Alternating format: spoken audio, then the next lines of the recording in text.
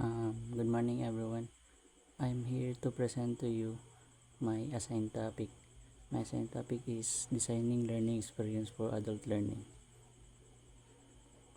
Introduction. Designing learning experience for adult learners is a critical aspect of education as it considers the unique needs, motivation, and challenges that adults face when engaging in formal or informal learning. Unlike children or adolescents, adult learners bring a wealth of life experience, professional backgrounds, and established perspective that influence their learning process. Understanding this characteristic is essential for creating engaging, effective, and relevant learning experience that promote both personal and professional growth. Designing learning experience of adult learner is vital because it takes into account the distinct needs, motivation, and challenges that adults face in educational settings. Unlike younger learners, adults come with wealth of life experience established worldwide is professional knowledge that shape how they approach learning. This characteristic requires educator to create experience that are practical, relevant, and adaptable to real-life applications. As you can see, we have an target group, training needs, objectives, session content, training methods. Training process of adult learners. This session introduces the adult learner and the factor and concept to be considered when training adults. In the learning styles exercise, we have noted that people have preferred learning style and trainees need to both recognize this and try to select training methods that help trainees to within their range of learning style. The adult learner. We have already emphasized the importance of trainee group when establishing training need in our training programs. An important feature of the trainee group is that our trainees are adults. The adult learners, we have already highlighted the significance of understanding the trainee group when determining training needs and designing our training programs. A key characteristic of our trainee group is that they are adults. This distinction is crucial because adult learners have unique traits and requirements that influence how they engage with training. Training adults is important to recognize that there are key differences in child. Adults have a greater range of backgrounds and experiences. Adults usually have experience and information related to the subject being taught. In some cases, the training being given may challenge or even contradict what the trainee already knows and does. To accommodate change, adults often have to unlearn what they have already learned and experienced before can adopt new methods and ideas. Adults are independent individuals used to controlling their own lives. Adults have established social work rules that are important to them. All of these differences require the trainer to use training methods that are suitable for adult training. This section provides the trainer with range and this suggestion on how they may be used. The adult learner and participation. In these points discussed above, it's clear that the adult trainee must be encouraged and allowed to actively participate in the training process. Participatory learning means using training methods in which the trainee is actively involved. Examples of participatory training methods include asking and answer questions, group discussion, observing and explaining process, problem solving, guided practices session, self-assessment against established standards and peers, watching and evaluating others, listening to others, and participation of trainees in the planning and evaluation programs. Participation. Participatory methods enable people to have more control over their own learning, which is important to adults.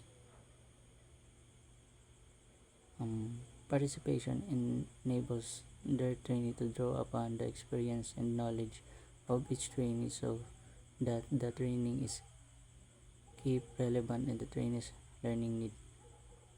Participation is means of pooling in the knowledge and experience of the whole group. This allows the to be more effective in problem solving and to learn from each other. Participation enables the trainer to detect learning difficulties and misunderstanding in individuals or the group. Participation can increase trainees' self-confidence and ability to learn be themselves. Finally, participatory methods improve learning because they motivate participants and are essential to encouraging the process of learning by doing. How people learn the learning cycle. This concept of learning by doing and the learning cycle has already been covered. Learning style. First is doing experiencing. Second, think about what was done. Third, analyzing rules and concept. Four, planning how it can be done better and applied. Effective learning involves all the elements in the cycle. The trainee can enter the cycle at any point in the sequence. Learning is rarely completed in one cycle, and in most cases, the learner will continue round and round. But each cycle, the level will be raised until the skills is developed. As you can see po, the learning cycle has four stages. The number one is doing, number two is thinking, number three analyzing, number four planning and applying.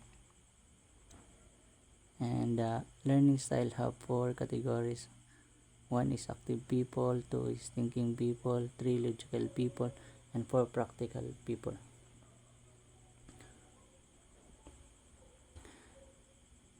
The learning cycle consists of first stage doing, thinking, analyzing, and planning. And applying each stage is important in the learning process and contributes to the overall development of skill. In the learning style hub can be categorized into four different groups: active people, thinking people, logical people, and practical people.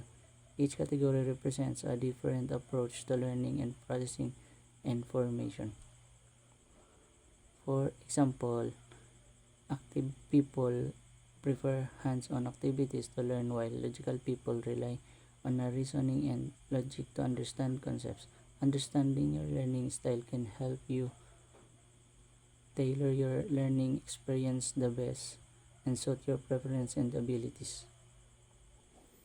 Notice that these two groups have some common features and we can link them together as shown below. Active people are comfortable in doing stage. Thinking people are comfortable in thinking stage. Logical people are comfortable in analyzing stage. Practical people are comfortable in the planning and applying stage. Also remember that every trainer has their own preferred learning styles, and if they are not careful, they may restrict the trainee learning process by giving more emphasis to their own preference. The learning style, most people are unaware that over a year they have probably developed learning habits. This means that they may learn more from some experience and situation than others. As a trainer, it is important to realize this, be in a position to recognize these learning styles and be able to design conduct your training in ways that help people to learn better and more completely by using the full range styles. The learning style. In the diagram, each of the boxes relates to the learning styles you have been plotting.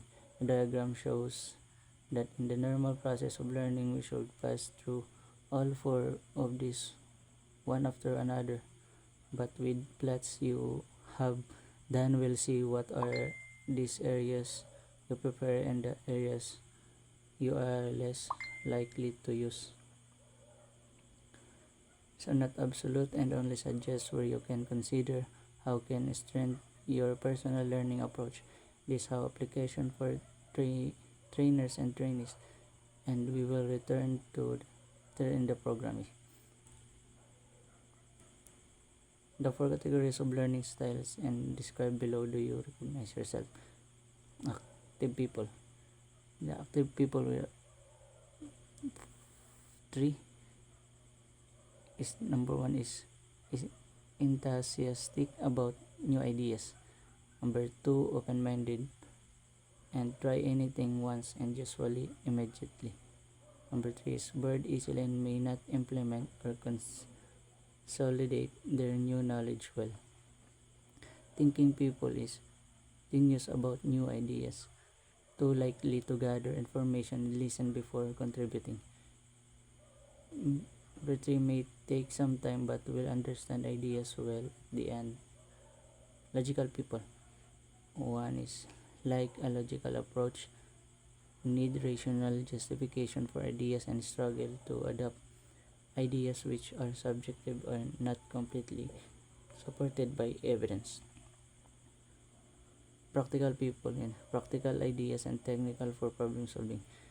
Do not like long discussion when action is possible, may not feel able to include other people's views, and for just want to get on with it. That's all po. Thank you.